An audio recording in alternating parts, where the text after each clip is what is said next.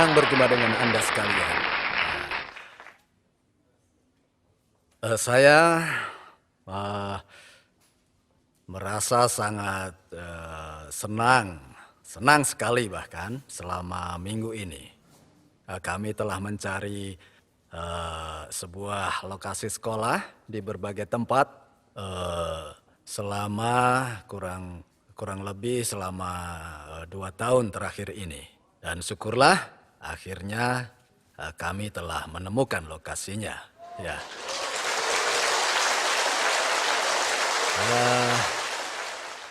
Saya tidak akan membuat Anda belajar terlalu banyak. Saya hanya akan memperbolehkan mereka yang terlahir sebagai seorang terpelajar dan betul-betul menikmati proses belajar untuk fokus dalam meneliti. Bagi mereka yang tidak terlalu mempunyai bakat akademis, maka akan ada banyak program menarik lainnya untuk mereka. Saya memegang teguh kepercayaan pada filosofi bahwa kita perlu mengedukasi anak-anak untuk melakukan hal yang benar. Hati saya merasa hancur ketika mengetahui anak-anak ada yang bunuh diri.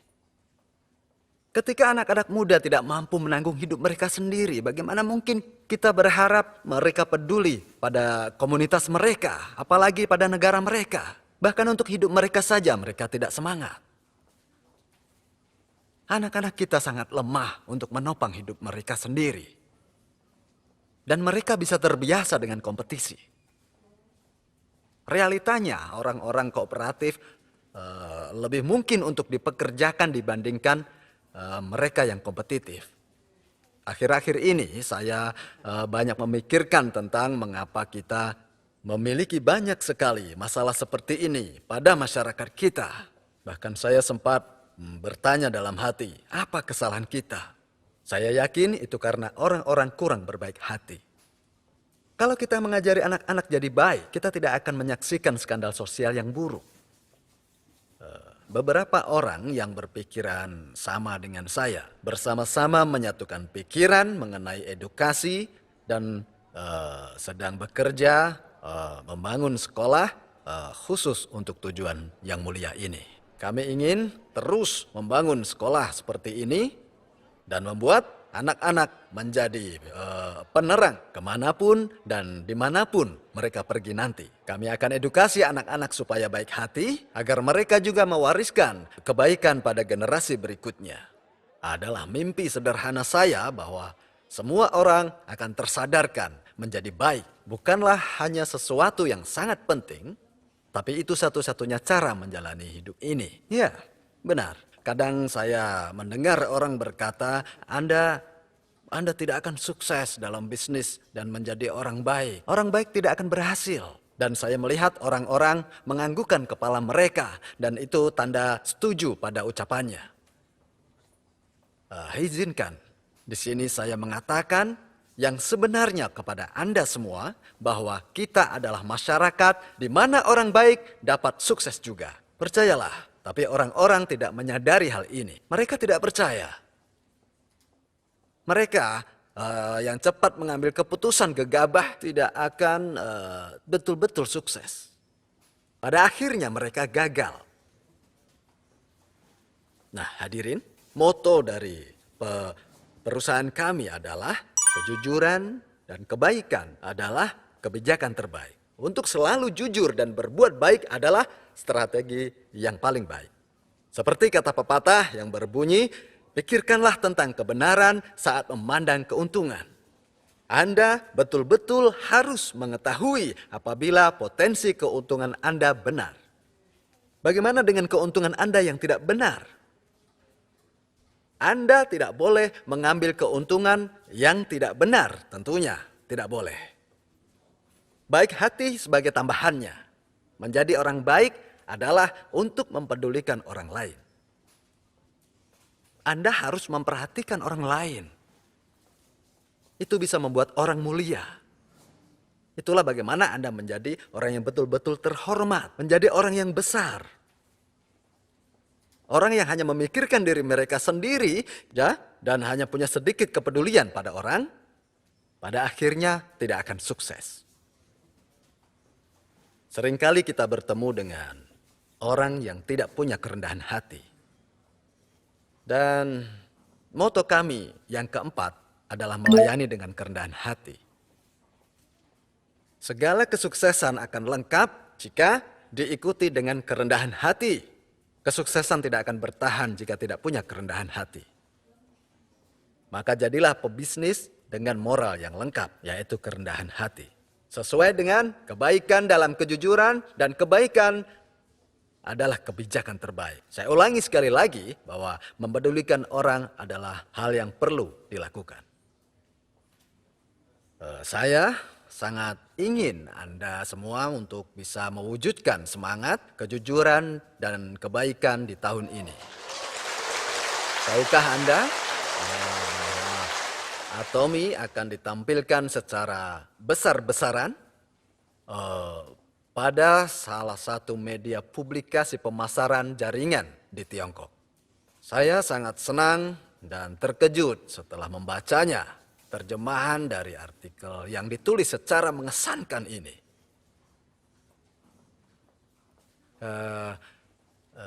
Kepala publikasinya sudah beberapa kali mengunjungi Atomy di Korea, dan saya sendiri pun telah mengunjungi kantor pusat majalah tersebut dalam perjalanan 3 hari 3 malam ke Tiongkok. Saya diundang sebagai perwakilan delegasi dari Korea. Di situ saya dapat kesempatan memperkenalkan Atomy di acara Forum Internasional dalam bidang penjualan langsung. Para pesertanya adalah para ahli dalam industri penjualan langsung. Mereka datang dari seluruh dunia seperti Amerika Utara dan Selatan, juga datang dari Eropa Barat dan Timur. Saya diberi waktu 30 menit saat itu untuk membicarakan tentang Atomy di sana. Mereka mengenal Atomy sebagai perusahaan yang sukses, atau di Korea disebut sebagai sedang naik daun. Pada kesempatan itu saya ditanya tentang bagaimana rahasia kesuksesan Atomy. Mereka bilang pada saya bahwa mereka terkesan sekali dengan materi pelatihan member kita, di mana di situ mengajarkan nilai-nilai dari tradisional Tiongkok, sehingga member-member kita patut dicontoh. Patut dicontoh. Hati nurani Anda bersih? Dikutip dari majalah tersebut bahwa member Atomy patut dicontoh kehidupannya. Itulah kunci kesuksesan mereka. Anda bisa melihat itu sekarang? Anda harus lakukan hal yang benar. Ya, apakah Anda melihat yang sedang terjadi sekarang ini? Kita digambarkan sebagai sebuah perusahaan contoh yang ingin sekali ditiru oleh perusahaan-perusahaan di Tiongkok. Lihatlah CEO tampan itu. Atomy ditampilkan dalam publikasi itu, yang adalah literatur paling terkenal dalam industri pemasaran jaringan di Tiongkok. Itu adalah majalah yang pasti dibaca oleh seluruh leader dan seluruh perusahaan yang bergerak di bidang pemasaran jaringan. Mohon disadari bahwa sekalinya Anda melangkah keluar dari jalur yang benar dan berhenti menjadi orang yang jujur dan baik, hal tersebut akan terlihat. Dan Atomy dipandang sebagai sebuah perusahaan yang baik hati dan jujur. Maka dari itu, Anda harus menjadi representatif yang baik hati dan jujur tadi. Menjadi yang baik hati dan jujur itu sebenarnya sangat mudah. Hadirin, mohon jangan takut untuk mengalami beberapa kerugian saat Anda menjalani sebuah bisnis. Saya rasa jarang sekali untuk dapat menuai 100% hasil dari usaha Anda, apapun yang Anda lakukan. Dalam menjalani bisnis, Anda akan berhadapan dengan gangguan, hambatan, dan juga pembuat onar, iya kan? Anda pernah mengalaminya? Ya, tentu. Jadi tolong persiapkan diri Anda untuk menjadi orang seperti ini. Ingat, bukankah kita semua terkadang mendapatkan surat tilang? Contohnya saat Anda parkir. Anda parkir di tempat yang salah, dan tiba-tiba saat Anda datang, Anda menemukan surat tilang di wiper mobil Anda. Kebanyakan orang akan marah dan kesal mendapati hal seperti itu. Tapi saya tidak pernah mengalami itu. Kenapa? Karena saya sudah mempersiapkan diri. Jadi saat pertama saya membeli mobil, saya sudah memperhitungkan kemungkinan untuk mendapatkan surat tilang dan memasukkan biaya tersebut dalam biaya pengeluaran untuk mobil saya seumur hidup. Sehingga saya tidak merasa kesal untuk membayar denda tilang tersebut. Karena saya sudah hitung biaya pengeluarannya. Tidak ada salahnya mempersiapkan kerugian yang belum terjadi. Misalnya mengebut. Seringkali kita tidak sengaja mempercepat laju kendaraan saat kita sedang mengemudi, iya kan? Dan tiba-tiba tertangkap dan kita ditilang. Kesal sekali kan rasanya?